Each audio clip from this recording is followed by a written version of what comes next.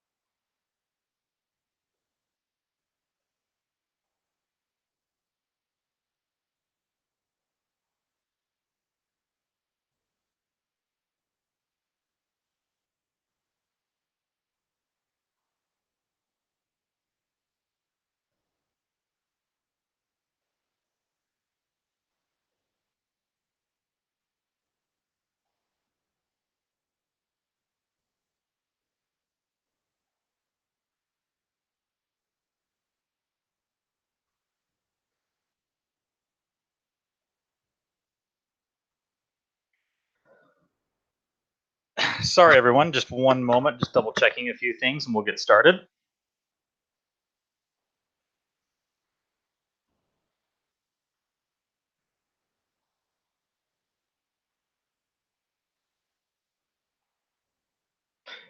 For those of you who are in the chat, why don't you tell me how your day's been? Anything interesting going on?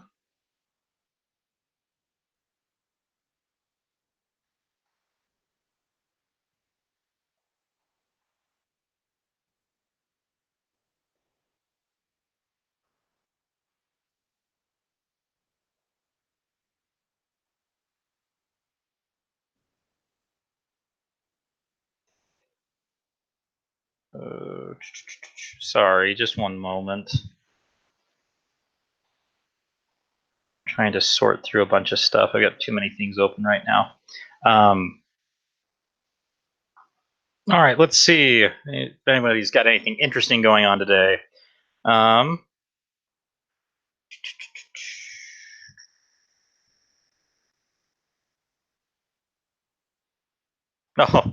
Oh, some people pointed out that I misspelled live stream. That's funny.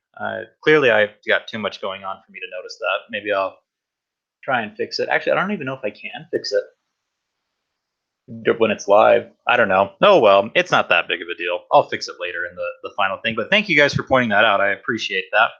Okay, let's get started. So first off, let's talk about where I've been, because I'm sure many of you are wondering, why did I do these Q&A live streams, once a day for quite a while, and then all of a sudden just stop out of the blue and haven't done them for a while. And so the reason why was because I was doing them the second, third week of December, and it was going well and everything, but then I had to leave to Mexico for Christmas break. I had some family down there that we were going to visit and whatnot. So went down there, came back, and then I was able to do a few more live streams after as the semester started. But the new semester started, and man, it's been crazy. There's been a lot of stuff going on, and I've actually been trying to work ahead with my schoolwork to be able to actually get more done ahead of time so that I can focus on Thomas stuff later in the semester. So right now, I actually did a whole, it was just a single credit, 1 credit hour course, but I did it all within 11 days or something and plowed through it. It was absolutely crazy. So it's been rather insane. I've gotten pretty far ahead on some of my stuff. So I felt comfortable enough that I was able to actually take the time and do this live stream again.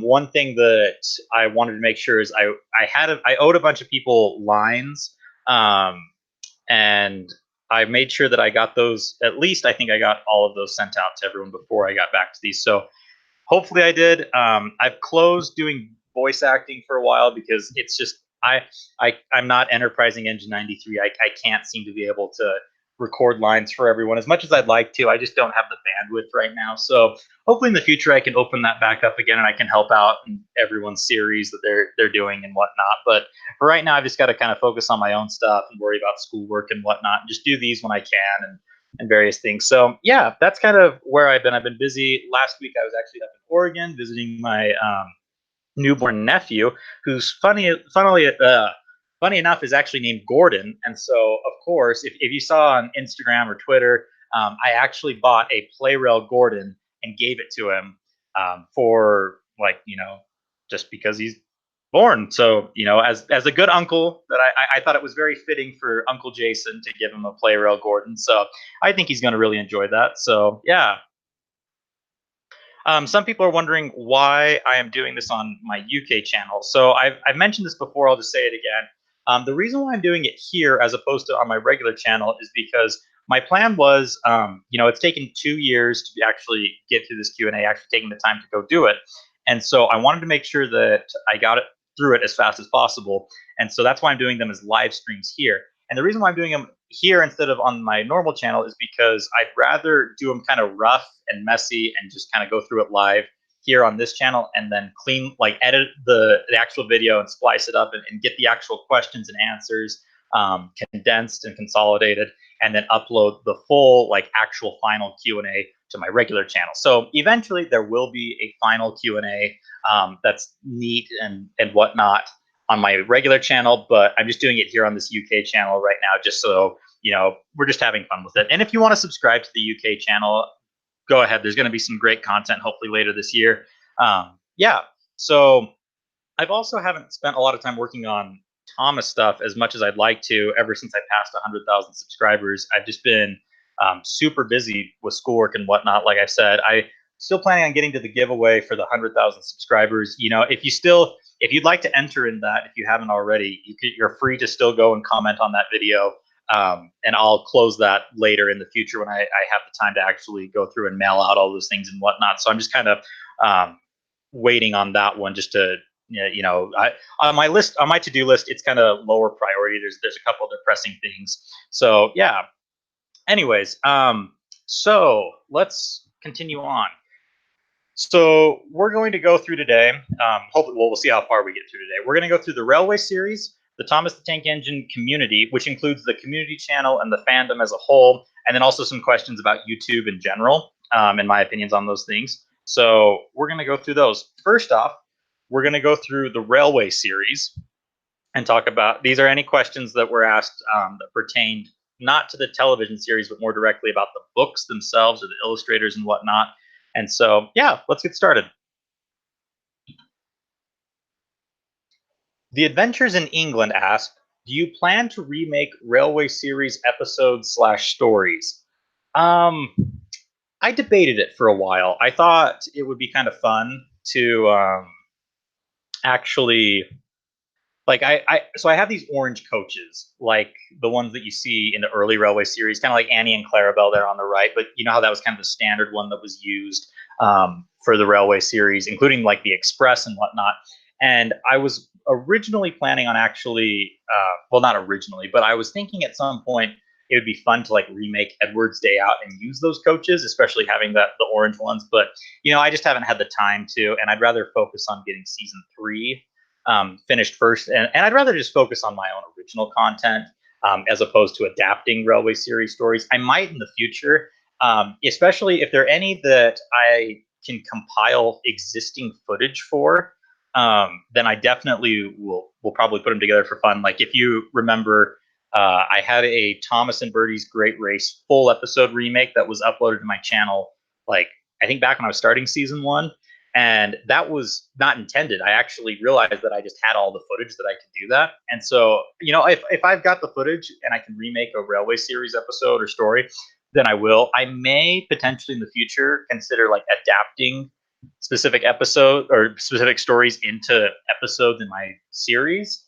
But we'll just have to see. I don't know. I mean, they're the ones that didn't get adapted into the television series. Everyone is very everyone thinks about those ones, but I think that they just get used too much, and like we're all familiar with them at that point. So I know for sure when I film with the Arsdale baby trains, I do plan on remaking the CGI episodes, and then I also plan on remaking, adapting, I guess, the Railway series stories from both the Small Railway engines and Jock the new engine. So that should be really fun, and I'm excited to actually see that come to life, and then I'll be able to use that footage for other purposes and whatnot. And so, yeah, I think that that'll be really cool. But that's kind of the only things that I have planned right now. But hopefully in the future, maybe I can get around to more of those. So we'll just have to see.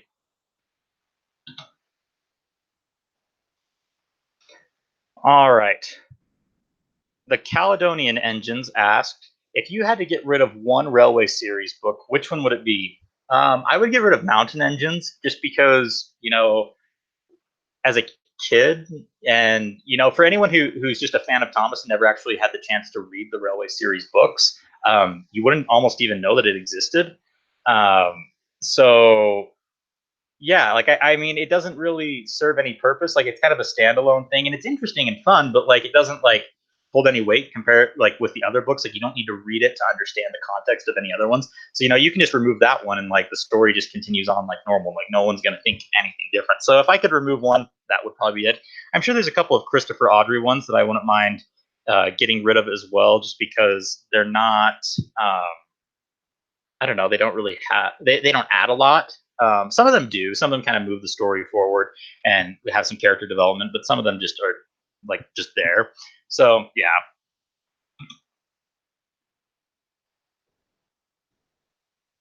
The Horrid Lori asked, should the Railway series come back, would you prefer an Audrey writing the stories or a whole new person dedicated to Thomas the Tank Engine? Um, I don't know. Like, it's hard to say. So I used to have this opinion during like the Sharon Miller era of the TV series and whatnot. If you remember the 42nd book of the Railway series, Thomas and his friends came out during the awful Sharon Miller era, and it was so nice to have these stories that were actually not dumbed down or repetitive. Like they were actually their own unique stories, and it was fun to read them and whatnot. And I loved that, but it was like I was really sad to see that it said the end there on the last one, and it was supposed to apparently be the final Railway series book and ending all of that. And so I like I was really sad about that, but to some degree, I don't know if we really need the Railway series anymore. I mean, if Christopher Audrey wanted to continue writing and actually get the stories that he like bury the rescue engine and whatnot, like I would be thrilled if he did that. Like that would just be absolutely amazing. But the likelihood of that is so small. I just don't think that it's going to be really possible. I think it would be um, like I think what's more important is the television series having good writing, because I think that kind of takes the place for it. And so like the Railway series books can kind of just be like the original canon, the source material, and then the television series can continually have new stories that bring new life to these classic characters and tales and whatnot. And so I think the focus should be more on making sure that there's good writing in the Railway series or in the television series, as opposed to keeping the Railway series alive. It would be cool if like one of Christopher's children or someone else in the family wanted to pick it up and continue on, but I just don't know if it will have the same legacy passing it on, especially with how long the breaks have been. If they had kept going in like 1995 when they had New Little Engine and whatnot, and like someone continued, like they passed along the torch and they kept writing a new book every single year, then yeah, I would say like keep going and keep publishing those books and whatnot. But if there's not, with how inconsistent it's been, like I just don't think there's really a need for it. So yeah.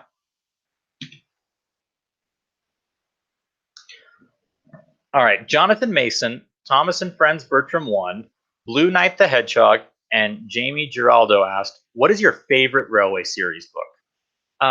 Definitely Tank Engine Thomas again. I feel like that book um, captures the beauty, the innocence, and the like, just the fun aspects of Sodor and what makes Thomas great. And so, like, I especially like the four stories I think that they're great because they're about Thomas.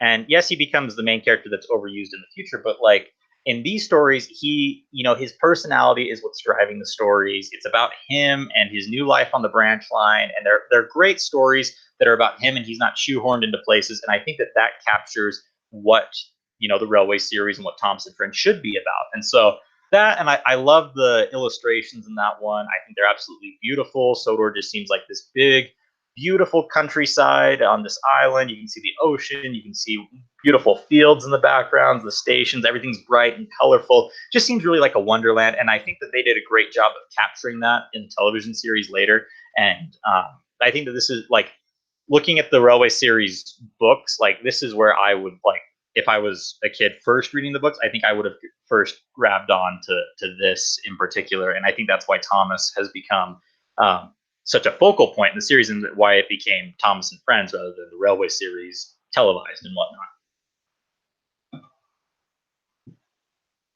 AJ Domes, Jamie Giraldo, Zach Attack, and Ethan P asked, "What what Railway series characters do you want to see in the television series?"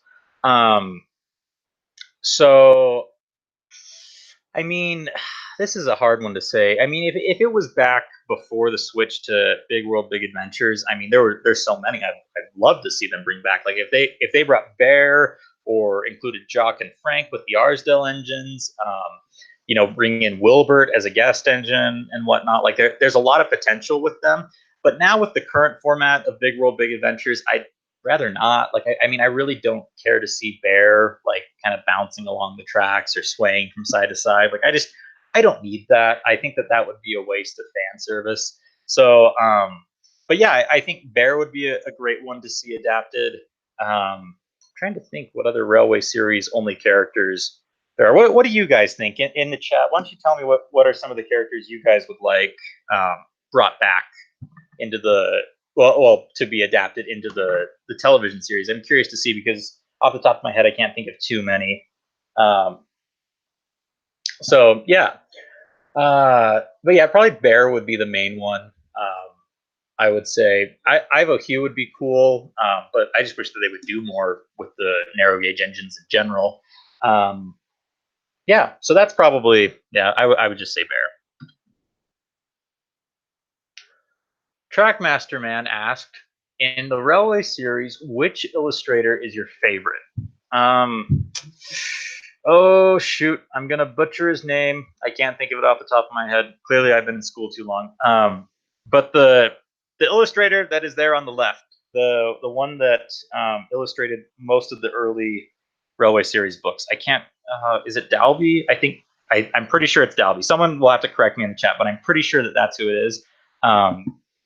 So Dalby is probably my favorite because, like, if you look in the picture there on the left, like Sodor seems big and vast and beautiful. It just seems like this fantasy wonderland, and I think that that's what I love about Sodor so much. I think he did a great job of capturing that. I love the different variety you see, and I want to in the future, after I've worked on recreating a lot of the TV series sets for my series, I want to actually create some of the ones that he illustrated in the Railway series, like especially that kind of yard set that was pretty common with the turntable next to the sheds.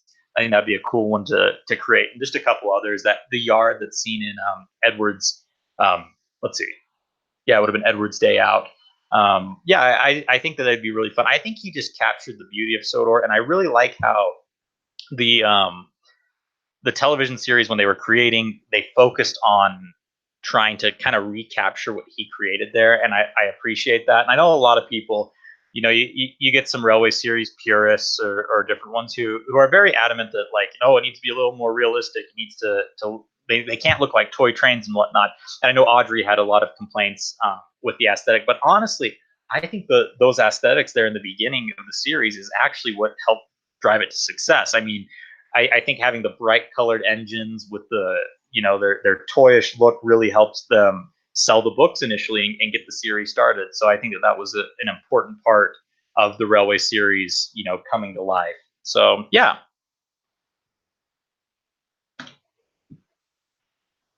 All right, so that's all the questions that we have related to the Railway series. So now we're going to dive into the Thomas the Tank Engine community channel. So for those of you who don't know, I know that there hasn't been a lot going on with it lately, so some of you may not be aware of it. But the Thomas the Tank Engine community channel was organized by Diesel D199 back in like 2012, and he gathered. He asked several people on YouTube to help collaborate in this effort, and he in the end, the admins that came in and joined him on creating this were me, Enterprising Engine 93, Percy Engine 619, and UC Weapon. And UC Weapon later had to drop out. He had some other things he had to take care of. And so the community channel was designated as a place that people could collaborate, and we could make these remakes of episodes of Thomas episodes and be able to use. Each clip would be done by a different person in the community, and it would be this huge collaboration. I think Star Wars, the Star Wars fandom did something similar where they recreated like A New Hope, and so I think that's where the idea came from. There's been several projects over the years. It's been kind of sparse lately, just because ever since the creation of the Thomas Creator Collective, a lot of us as admins have been busy, and I know there's been a lot of other things that have come about. Like currently, there's the classic series creations that, rather than remaking, is actually creating their own original content, which I think is great. So these questions are related to that channel and my involvement in that and whatnot.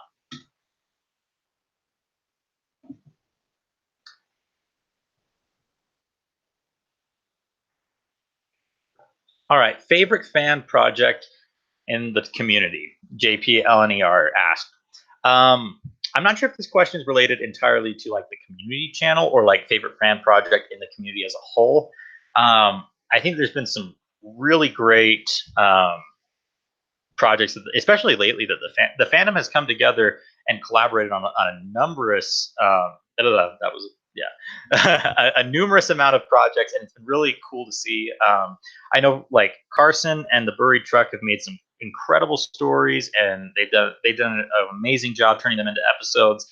Those have been fun to see. The classic series creations has been phenomenal. I know right now they've only got like 5 episodes uploaded to the channel, but they've got a whole season's worth for this, well, later this year, in the works, kind of in the pipeline right now. And I think the fandom's really going to be excited to see what comes out of it, because they've just got so many awesome things going on. So I'm excited about that. Other fan projects that I've really enjoyed. I think it's hard to like think of these off the top of my head, because there's so many and they're so good. The fandom has really done a lot to kind of make up for the lack of quality content lately from the TV series. And so I like to pick one favorite. I can't think of just one in particular. The Thomas the Tank Engine community channel, my favorite. Either the first one that we did, Thomas Gets Tricked / Thomas and Gordon, or the Duck and Diesel trilogy. I think that was a fun one as well. But yeah, that's been good. I like the Adventure Begins project was cool to see, but I know it had some technical issues and it was kind of a pain long term and whatnot. So yeah.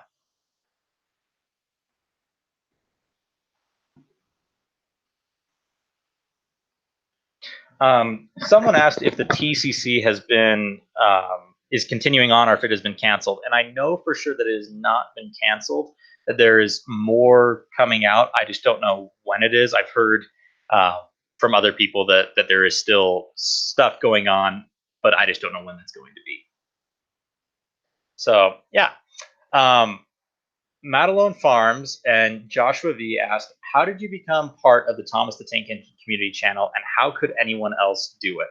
So I became a part of it because Diesel D199 approached me back. I didn't even have 1,000 subscribers back then. He had just been someone that I had talked with as I was producing my first season, and he just invited me to help participate in creating the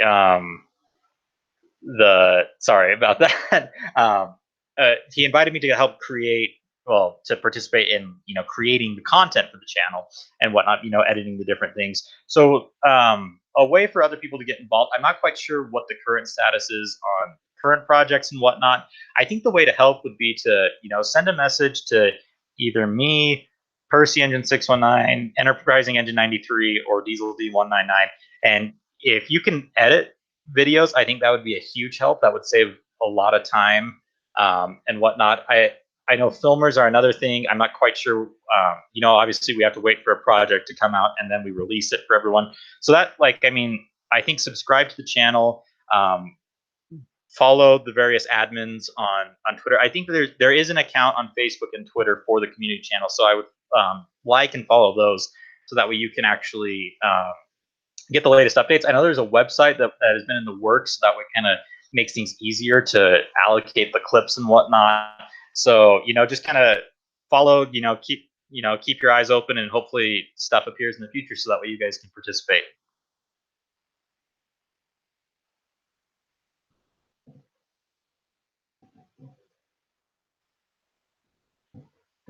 All right, Sponge Engine 423 asked, "What's next for the Thomas the Tank Engine community channel?" Honestly, I don't know right now. What's been what is kind of in store? There's been a lot going on with each of the admins have just been kind of busy with their own thing. Kind of the big collaboration that's been going on obviously has been the classic series creation. So I don't know exactly what the future plans or future projects are for the community channel.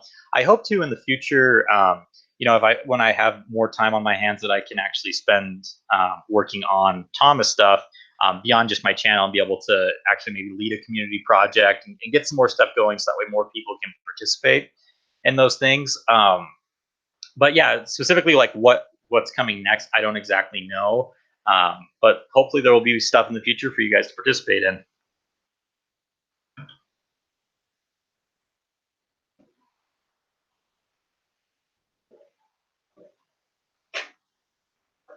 All right, Merritt Trainboy asked, "When will the next Thomas the Tank Engine community remake begin?"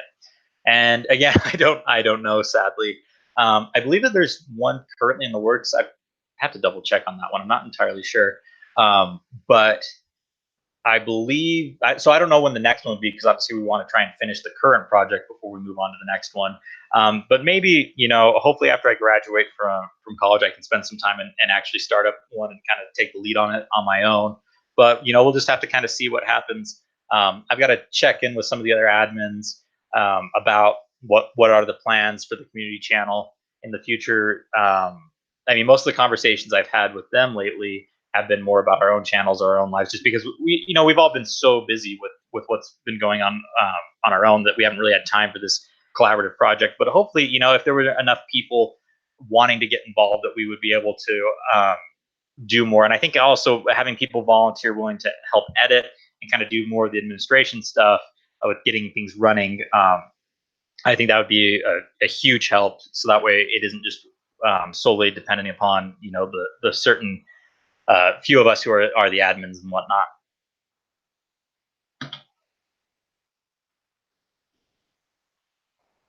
All right. Okay. So now this is a question about the Thomas. Okay. So, sorry about that. These are questions about the Thomas community in general. So not related to the community channel, but as like the fandom of Thomas. So James the Train 77, Zack Attack, Super James 526, and NWR Studios asked advice for Thomas filmmakers who want to improve. So the first thing I would say is find out what you want to do, what your content that you want to create, kind of what the vision is of what you want it to be. I think that's the first thing. Like if you have a goal and an idea, that's the first step, because you got to have some direction to head towards. I think the next thing is spending the time, acquiring the various things to make the sets look good. I think a key thing is making sure that you have good lighting. Some people have the style where they like to have the hands involved in it, in the filming. Obviously that's not my preference, but that's up for you to decide. If you don't use hands, obviously getting the skills of pulling with fish string and whatnot is important. I think I know other people disagree, but I think if you have a grass floor and a sky background, it makes a world of a difference, because instead of watching on like thinking like, oh, this is some person's bedroom. I can see their bed in their background. I can see these boxes in the background and stuff. It helps you like more picture it being like Sodor. So I think the first thing would be to get at least some set. I mean, obviously you don't have to have all this money to invest in a huge, beautiful layout and whatnot. Like you can have something simple, but you kind of create your own style over time, especially with doing it on your own. You kind of figure out what you like and what you want it to look like going forward. So then once you've got that kind of setup, I would say getting the lighting to look good. Can't with filming, I would stress very much just focus on keeping it simple at first. I think that there's too many people who jump into it and they try and like do these creative things where they're trying to do tracking shots and other stuff, and it just doesn't work. It looks very sloppy, and it's hard to keep your audience captivated when the film work is just so sloppy. So I think a huge thing would be I would suggest freeze framing the various shots that you've done. So when two engines are talking, instead of just leaving the camera running for a minute to capture the time while these two engines are talking, instead take the shot and then screen capture the best frame from it. So that way you actually they're not moving, they're still and they're doing what they're supposed to be.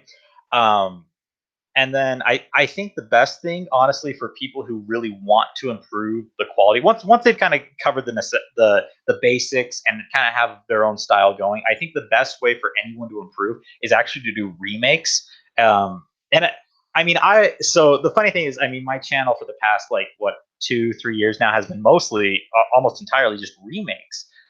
Which is funny because if you asked me 4 years ago, I would have been like, I'm never going to do a remake or anything like that. I mean, I did my Peter Sam and the Refreshment Lady more out of like just pure nostalgia rather than actually any practical reason behind it.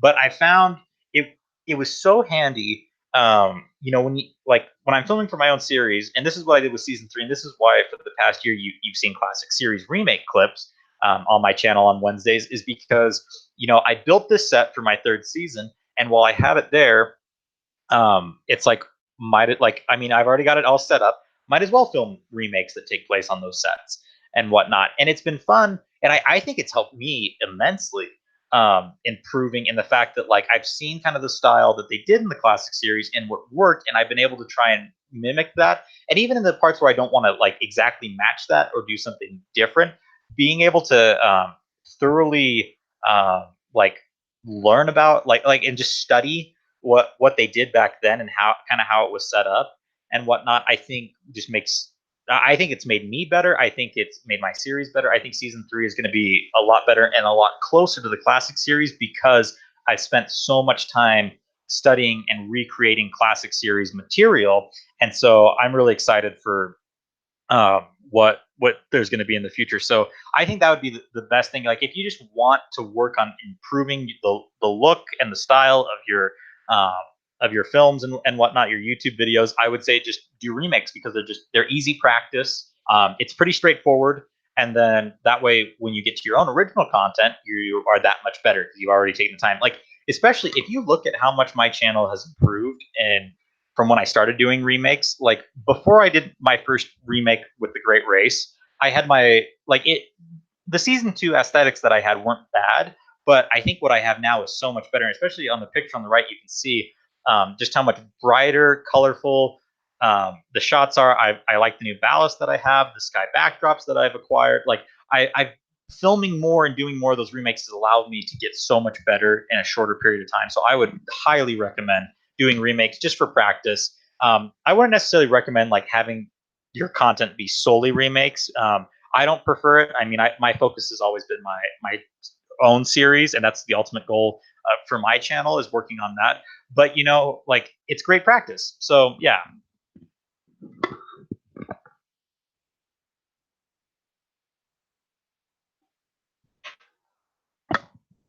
Sifo Andy asked, "Do you feel sad that the Unlucky Tug is no longer active as a Thomas fan?"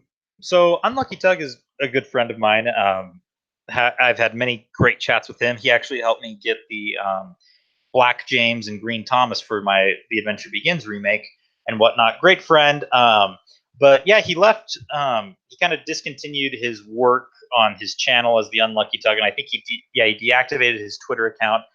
He's got his new account that's like more him as a person rather than the Thomas channel that he had created. And I don't blame him for leaving, honestly. Like I can see, like, he's not entirely out. Like if you follow his current Twitter, like, I mean, he still will comment on Thomas things once in a while. His focus is more on model trains and real life steam engines and whatnot. And like, there's nothing wrong with that. And I can totally understand with the direction the TV series is going and the merchandise. Like, I can see why he doesn't want to spend as much time focused on that and focus instead on the stuff that he actually enjoys.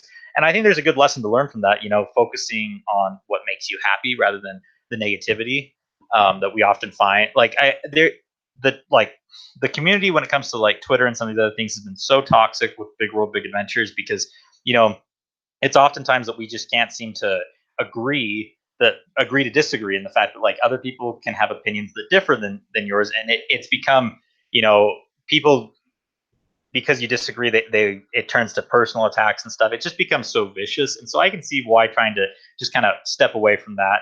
I know the Unlucky Tug is very, very disappointed with the direction of the TV show, and I think he has every reason to be. And so it makes sense, like he's not going to waste his time being unhappy about this, and he's going to focus on something else. So I commend him for that. It's not something I would personally do, but I totally see the reasoning behind it.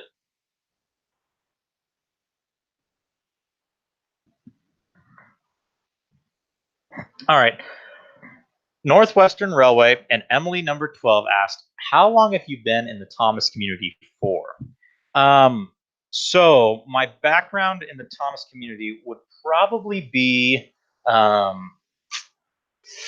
let's see, about, so my channel was created roughly 10 years ago. It was about 2009 when I was working on it, coming up with the original ideas. And I wouldn't consider myself a part of the community back when I was younger as a child, focusing on Thomas, because the internet wasn't as big as it is now, and the accessibility of it wasn't what it is now. And so I focused, more on just Thomas being Thomas. Nowadays, well, what happened over time is that I created my channel, and I actually just kind of spent most of my time on my channel kind of doing my own thing. I mean, there was the wiki that's been around for a while, and there was SIF, and I did make an account on SIF way back when, but like I mean, I personally was just never a fan of kind of the format of a forum and whatnot. Like it just was too much, too confusing trying to sort through all of that. And so I mean, I would go on and like read stuff every once in a while, not very often, but I don't think I ever really posted anything on it. So I was never really involved in that way. But then, like, so I had my channel, and I mostly just stuck to my own thing. And when I got the like most of my involvement would be with just people in my own comment section responding to my own videos and whatnot. And so that was kind of the main thing that I spent a lot of my time on. But then when I joined the Thomas the Tank Engine community channel, the main people that pretty much the only people that I actually talked to were Percy Engine, Enterprising Engine 93, and Diesel D199. Like, I mean, we had a little Google Hangouts chat between like the 4 or 5 of us, and that was pretty much it. Like, and well, like that's where I would talk everything Thomas. And in some ways, that was really nice because it kind of constrained things, and I didn't spend too much of my time in my life focused on Thomas. And so I think it was really good. In some ways, I kind of miss those days as well. And I feel like I knew those people a lot better back then too, just because we were all so involved. And it was a lot of fun. It was kind of just having, this tight, small group of friends. But then when I joined the collective, I was introduced to Twitter, and then I became far more involved with the actual community side of it all. And it's been great because I've gotten to meet so many more people as well.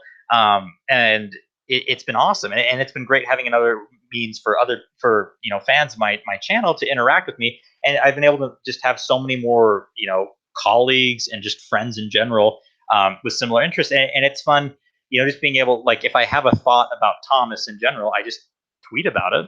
I just share my thought, and it's just fun to see, people agree with me, some people don't. Like it's just, it's just fun to kind of just vent my ideas out there or share my thoughts and things, and just people like it's just fun to have other people get involved with it as well. So I mean, I'd say I've been like really actively involved in the community for probably the past 3 years, as long as the Thomas Creator Collective's been around. But before that, I mean, it really wasn't much. So yeah.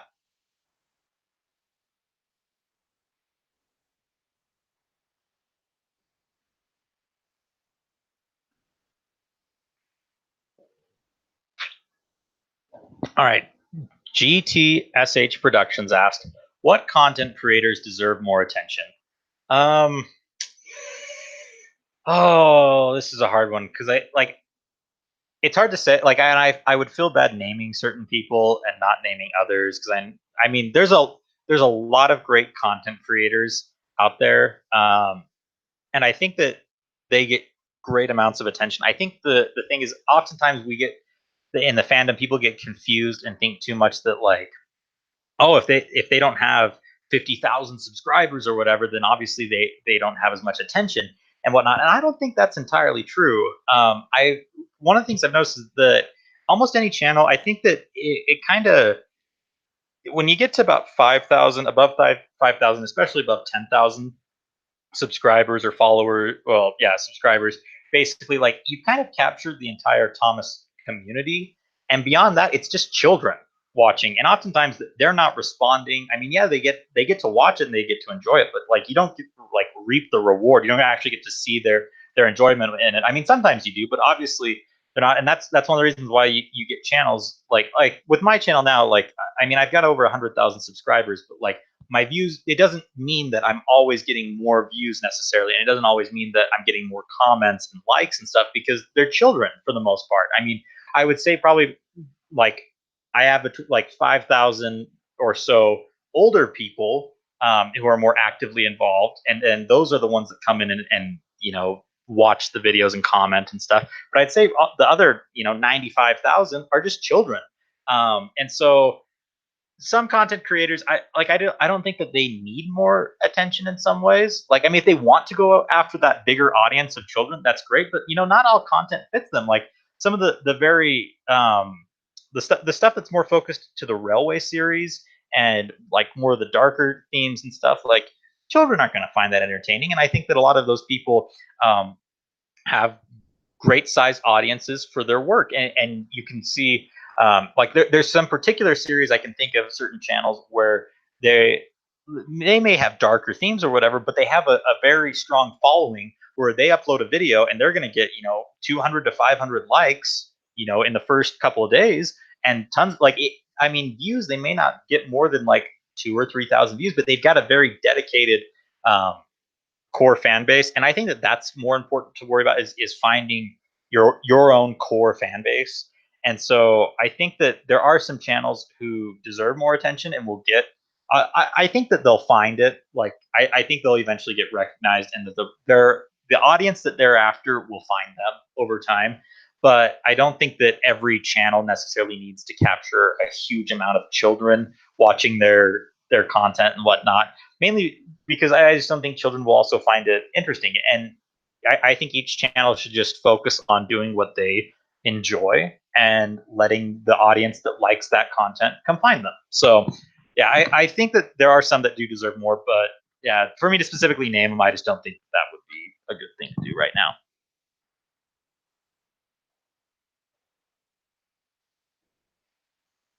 All right. TM7 Studios said, "Do you think smaller people in the Thomas the Tank Engine community need to be noticed more?" Um, this is a hard one because in some ways, yes, I definitely think so, because YouTube's algorithm, especially right now, it's really hard to get started, and so I think kind of getting that initial start, if if bigger people like yeah, as people sometimes refer to it, like someone who has a larger following like myself can help get those people started. I think that's a huge benefit to them, just because of how difficult it can be at times. But like overall, I don't think that necessarily everyone in the community needs to have some big following. I don't think that in an army, not everyone needs to be a general type of thing. Like you don't need. like everyone kind of just has their place and just figures things out. I don't think that bigger fan or bigger users or whatever, ones that have bigger followings or whatnot, are necessarily more important or that their opinions are more valid than others. I don't think that's necessarily the case. I think what it is that they create content that more people in that a larger amount of people enjoy, and so they follow. I don't think necessarily that that means that their opinion is more valid than someone who has a smaller following or whose content hasn't been noticed as much. And so I think that there's a lot of the discussion when it comes to like bigger users versus smaller users. I just don't think is very. I just don't think it holds water in a lot of ways. And I mean, a lot of people could accuse me that, well, you're on you're on the other end of things, so obviously you can sit there and say that. And I mean, I recognize that it's very tough to get started, especially in this current climate with YouTube and whatnot. And I think that anything that those who have been able to kind of get over that hump and be able to have success on YouTube should try and help those who are smaller. And I think that there's been a lot of great help from people in the fandom, like thinking of like Enterprising Engine 93 and the amount of help he's given to smaller channels, voice acting and helping with them. I think that there's like he's a great example of someone who's just been there to help out other people. And I've tried in a lot of ways. I like hopefully this Q&A has been helpful for smaller users that are trying to grow their channels to learn what I've done and whatnot, and hopefully that helps. But yeah, I think over time, eventually people will get noticed for their good works, and they'll be they'll reap those rewards. But also, like I said in the previous question too, not everyone needs to have a huge following as well. Like just do what you love and let people who also enjoy it, enjoy it with you. The numbers are not a big deal in the end.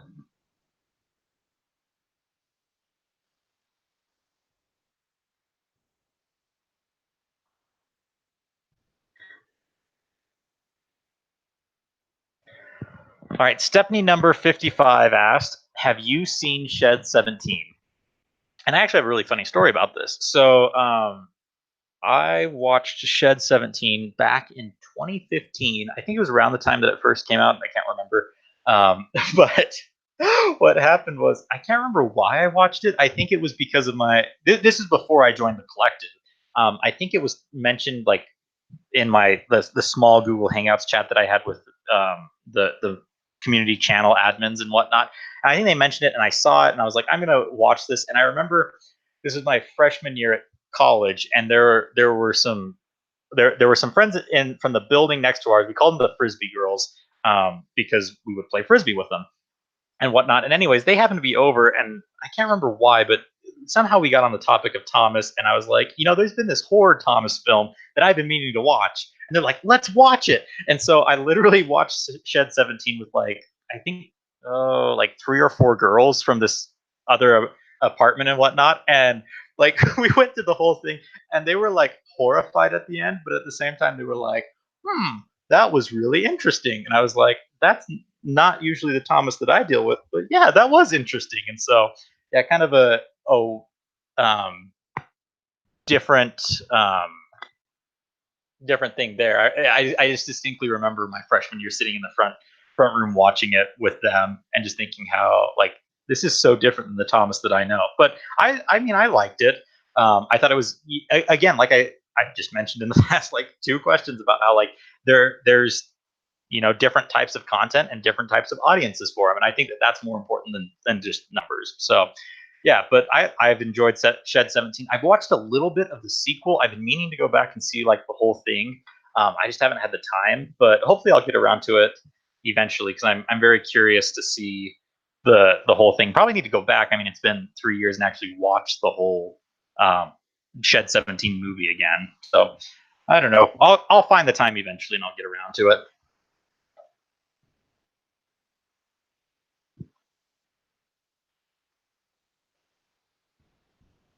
Diesel 10.0 asked, if you could switch lives with one Thomas YouTuber, which one would it be? I don't know if I'd really want to like switch my own life with them. Um, like, I mean, I'm pretty happy with my own life, and I don't like particularly like envy anyone else's particular lives. Like, I mean, I think that they have great lives on their own, and I have my life on my own and whatnot. But I think that I mean I've joked about this. My one thing I've just noticed, my channel has not for some reason been super lucky in YouTube's algorithm. I mean, if you've noticed, my highest viewed video I think is 6 million total. When you compare to some other YouTubers who have similar amounts of subscribers, or I guess even some that I mean, I'm thinking back also when I was closer to like 50,000 or so, people who are around the similar amounts, some of them will have like one or two or three videos that are like tens of millions, if not more. And and that's often driven their channel to get huge amounts of subscribers and kind of kickstart them initially. And so I've always like kind of been a little frustrated on my own that like my channel just I never just could get that one video that would just be the breakthrough that would get me all like the success that I wanted and the numbers that I wanted for to be able to get that audience and be able to show them my own personal series and whatnot. And so I mean, obviously I've had to upload a lot more and create more content, and eventually I've gotten to where I wanted to be, but it's just taken a lot more work. Whereas you've got some other YouTubers who are at similar well, who are also with higher numbers, that didn't have to put as much, I mean, they haven't uploaded as much content, they haven't had to put as much time into it, and they've just been more lucky in some ways. And so I mean, in some ways I wish that like I could just have that magic, um that luck in the algorithm where like I just upload a full, an episode of my own series, and then boom, it gets, 200, 300,000 views immediately or whatever. But it's just not the case. And so you just have to work with what you're given. So yeah.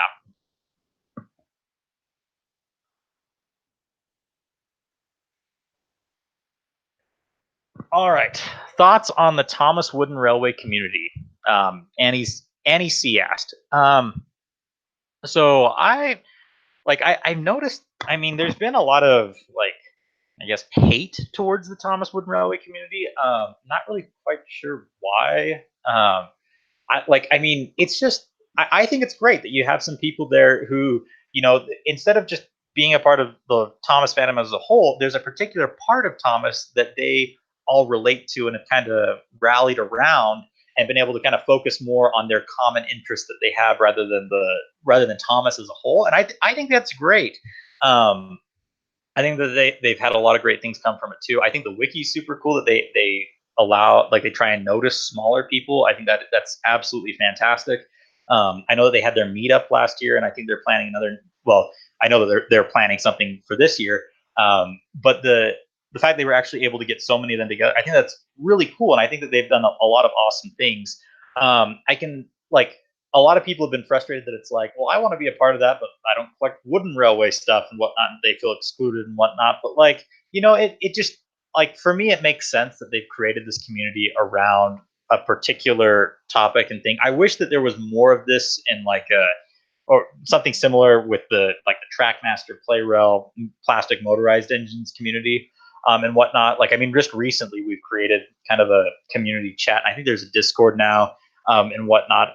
And so like we've kind of done more to similarly to the wooden railway community, but it's nowhere near what they've done. But I think that they've done a great job, with that, trying to help smaller users and recognize people and whatnot. And so and I also just don't understand when people bash on the Thomas Wooden Railway community as a whole. It's kind of like, well, who exactly are you referring to? I mean, there's so many people that are a part of it. Like, I mean, you're just kind of like throwing blanket statements out there and whatnot. But anyways, I enjoy them. I get along with, I think, almost all of them really well.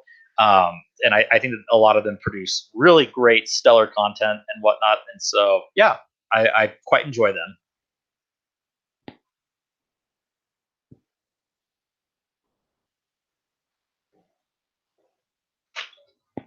All right, John the TV show fan 01 and Le Scarlet Singer Randoms asked, "Who's your favorite non-Thomas YouTubers to watch?" Um, so, like, I actually don't watch a lot of YouTube in general that's not related to Thomas. Like, I kind of like I spend so much time working on my own channel that I don't really actually spend a ton of time just like playing around on YouTube and just surfing videos constantly.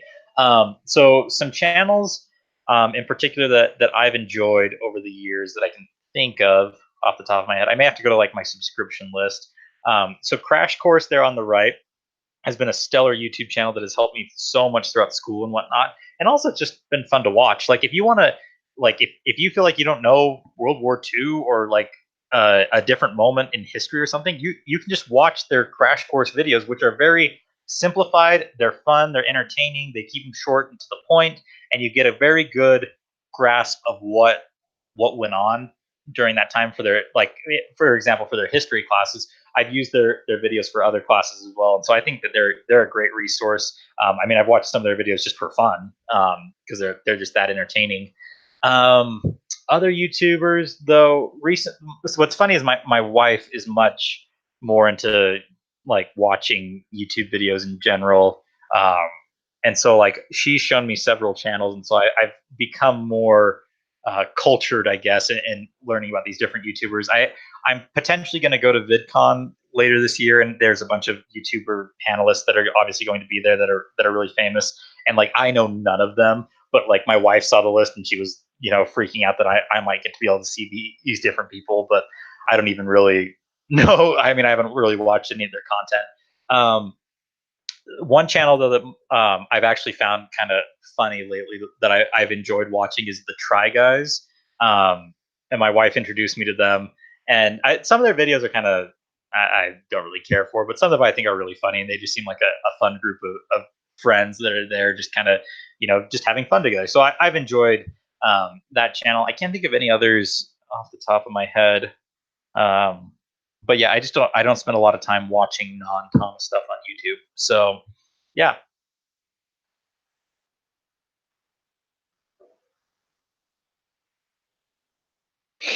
All right. Diesel 10.0, Merritt Train Boy, Ready Productions, and John the TV show Train Fan 01 asked, who's your favorite Thomas YouTuber to watch? There's a lot of different Thomas YouTubers who I really enjoy. Um, like I can think off the top of my head some of the ones that I'll name some of the ones that I've been watching for a very long time that I've been subscribed to for many years just because I've always enjoyed their content. Diesel D199, obviously, a lot of his content was what inspired me to get started on my own stuff, and so I always enjoyed watching his videos. Enterprising Engine 93 is another great channel that I've really enjoyed. I love his series. I love the different tone that he has and the different style.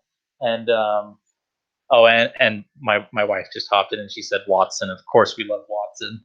Watson's amazing. Some other ones, Percy Engine 619. I feel like I'm just naming off the community channel people again. But Caleb Train is another great one. Brendan is another one. Uh, oh, Thomas Taken Place Studios and Thomas Taken Play Productions are both great channels that I really enjoy watching. Unlucky Tug was another channel that I really enjoyed. I thought it had great thoughts on videos. Thomas Wooden Railway has a lot of great original episodes. Yeah, I mean, just to name a few. Uh, yeah, I mean, there's just so many good ones, and so like, yeah, I mean, I don't even follow on like Twitter or YouTube like all the really great channel content creators, and I need to like take more time to actually like go through um and find more to watch, but yeah, but then again, I don't spend too much time on YouTube actually just like watching videos like consistently. So, but yeah, so those are just a few of the channels that I've been subscribed to for a very long time. So yeah.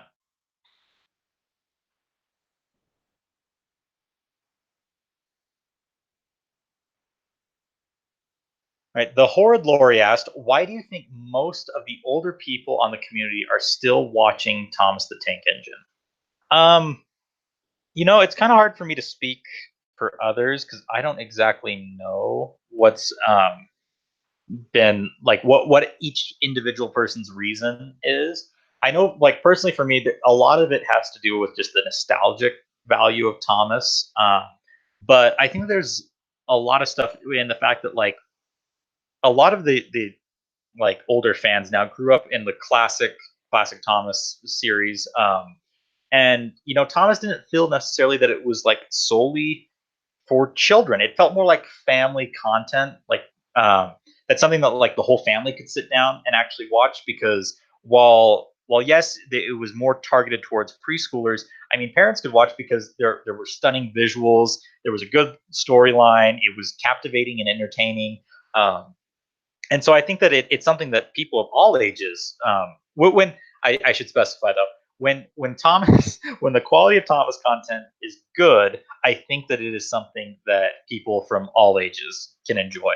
And so I think that that's part of the reason why so many people in the older community are still watching Thomas and generally gravitate towards things like the Brenner era or the classic era, because those are what um, those were something that parents could enjoy watching with their children. And so I think it just is something that has followed with them, that they've never lost that interest. I mean, some lose it and come back and whatnot, but it's something that when the writing's good, when the visual quality is good, like it's something that can captivate more than just preschoolers. So yeah, and I think that it's a shame that with the current direction of the TV series that they haven't tried to capture that more, especially when you think about the fact that like there's such a trend right now for like 90s nostalgia stuff and like bringing back stuff from the 90s. And like if you think of, and a lot of that is because children from the 90s are now full grown adults with paychecks and are able to actually spend money on stuff, and so they want to spend money on things that remind them of their childhood. And so it's a shame that Thomas doesn't focus more on trying to be like how it was in the 90s, because I feel like they could capture a bigger market, especially with parents. Because if you have, if like the children that they're trying to target, their parents may have watched Thomas, and if their parents, like, if it brings, if it captures their attention and it brings this nostalgic value to them, they're going to be much more eager to spend money and whip out their wallets to buy Thomas products and whatnot. And so I think it's a shame that they haven't tried to cater more towards that. I mean, they did that silly elevator advertisement, but then they used the wrong theme song, so it kind of just ruined the whole point. But like, I think that they should have tried to capture more on that. I think the Brenner era did try and capture on that with the TV series. It's just a shame that like the toys haven't and whatnot. But yeah.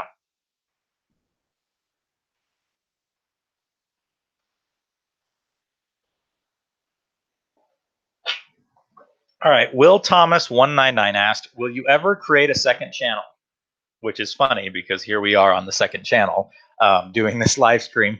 So yeah, I decided a little over a year ago. Yeah, because I did the initial giveaway about a year ago, to create three more channels, because I had played around in years past with uploading the UK dub of certain remakes and also the Spanish dub, and some of them have been very popular. People have really enjoyed it, and like so I want to keep providing content for, especially for those audiences, that they can enjoy Thomas in their either in their native language or in the dub that they recognize, that they're used to. But at the same time, like I didn't want to bog my channel down with having a million uploads. Like I didn't want to be like the official Thomas UK channel that's like uploading 2 to 3 times a day and having an English one, a UK dub one, a Japanese and a Spanish one, like constantly releasing all these videos and whatnot. I just felt on one channel, I felt like that would be too much, and a lot of people who just enjoy my content for what it is would get kind of turned off with having to see all kind of the spam of it all. So I wanted to create multiple channels so that way I could still create those content for those audiences, but not have to, affect or waste the time of people who weren't interested in those. And so that's why I've created these three other channels. I mean, I'd love to expand maybe to even more than just those three in the future, just depending on my bandwidth and whatnot. But I mean, first, obviously, I've got to get these up and running. I mean, they've been in the works. I've got videos. The UK channel, I have videos exported and ready for uploading. I just haven't taken the time yet to do it. I've been working on other things currently. The Spanish videos are nearly done. Japanese ones are nearly done as well. So like I've been working on creating the content. I'm gonna wait until like they're actually completed before I start uploading it, and that way it can be consistent. But I know like for example, like German Blue Sodor, he painted a lot of the customs and created a lot of the customs that I use in my series, like Daisy, Neil, Oliver, Derek, and Frank and Jock and whatnot.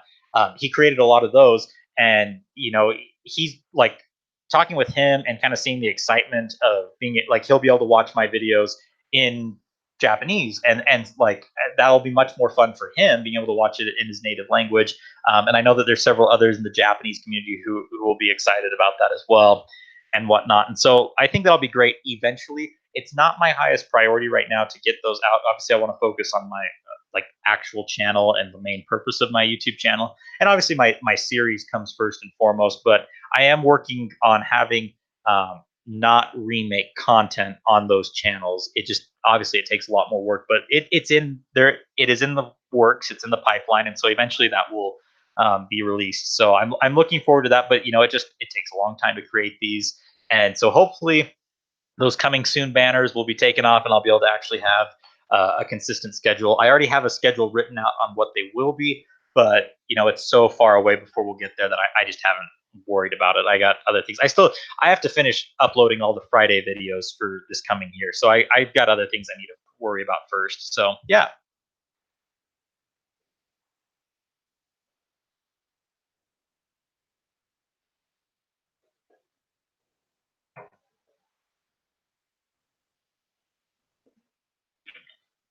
The big, oh, this is funny.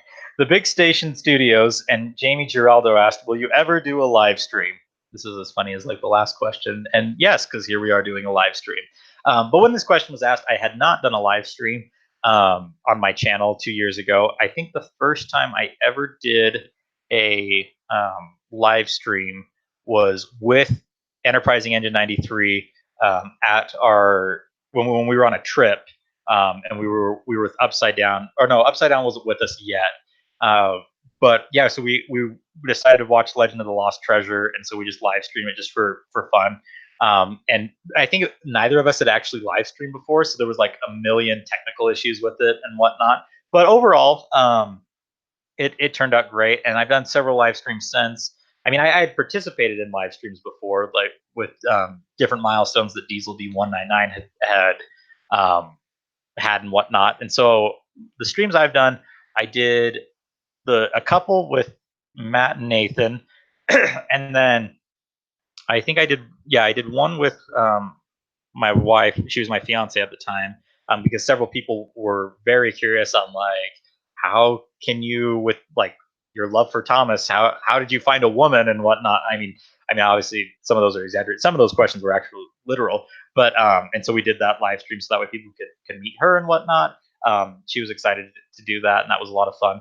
Then I did another live stream. I didn't actually participate much in it, but then during the wedding, not during the wedding, during the reception after our wedding, we had a live stream going, and Enterprising Engine 93 hosted it with some other people and whatnot. And, you know, various people, friends who were there were able to come in and listen, or be able to talk, kind of like a talk show type thing. And I think it was a lot of fun, like going back and viewing some of the stuff. It looked like people had a great time. It was fun being able to have something that to allow you guys, as people, you know, friends and fans of my series, be able to participate and join in with the wedding celebration stuff. Just, I mean, if I could have invited you all there in person, I would have, but obviously that isn't logistically possible. And so I hope the live stream was at least something. But I think that was a lot of fun, and I think a lot of people really enjoyed that. And then since then, I think the only streams I have done are these Q&A streams, and I did one to celebrate 100,000 subscribers, and I brought a lot of my friends who I've met over the years, just to we chatted and we had a lot of fun. I think that stream turned out great. I don't know after these Q&A streams if like what other streams I'll do in the future, but you know, we'll just have to see. I mean, I haven't been a huge live stream person. I've done this more out of the convenience of this is a way just to get through these questions, because I've, you know, I've delayed 2 years from doing it. But hopefully in the future I can do more live streams. You know, if you guys have ideas for live streams for me to do, or things that you guys would like to see me talk about, maybe something interesting that you guys would find it for something for me to live stream about, you know, comment it below in the chat. I'd love to see your guys' ideas, because maybe you can think of something that I haven't done. I've seen other people live stream like their editing process. I've seen other people live stream as they make customs and whatnot. I mean, I could potentially, obviously I can't film right now, but when I am able to film again, maybe I'll live stream while I, you know, build a set or something. So if you guys just, you know, let me know what your ideas are, and maybe I can make that happen in the future. So yeah, let me know. Next question. Oh, whew, okay, we made it through. So thanks for watching, everyone. So we got through those 3 topics today.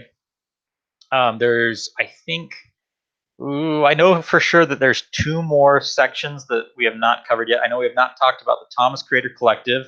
There's a lot of questions that people asked about that, and then we have not talked about like the toys, Thomas toys in general, and there's a lot of questions on that one as well. So there may be a few more of these Q&A live streams. I'm not sure how many more to get through the rest of those questions, but hopefully soon enough we'll get through them all. Thank you guys for watching. Really enjoyed chatting with you guys, seeing you guys in the chat and whatnot. But oh, if a quick side note. So if you've had questions, because these questions are all from 2 years ago. If you have questions that I have not answered that you would like to see me actually take the time and answer, will you please, not in the live chat, in the comment section of this video, actually comment your question.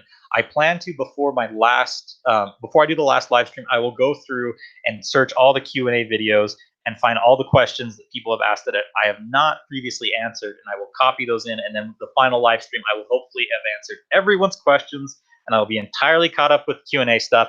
So that's kind of your last chance if you want me to answer a question for you in a live stream. So, and if you want a shout out in a live stream. So yeah, if you guys want to do that, then hopefully I can get around to answering them all soon. So anyways, thanks for watching. I appreciate you guys. And yeah, hopefully we can do this more soon. Hopefully I can have the bandwidth and schoolwork and whatnot to keep doing this. Maybe I can do them tomorrow. Do one again tomorrow. We'll have to see. So thanks for watching, and I'll see you guys later.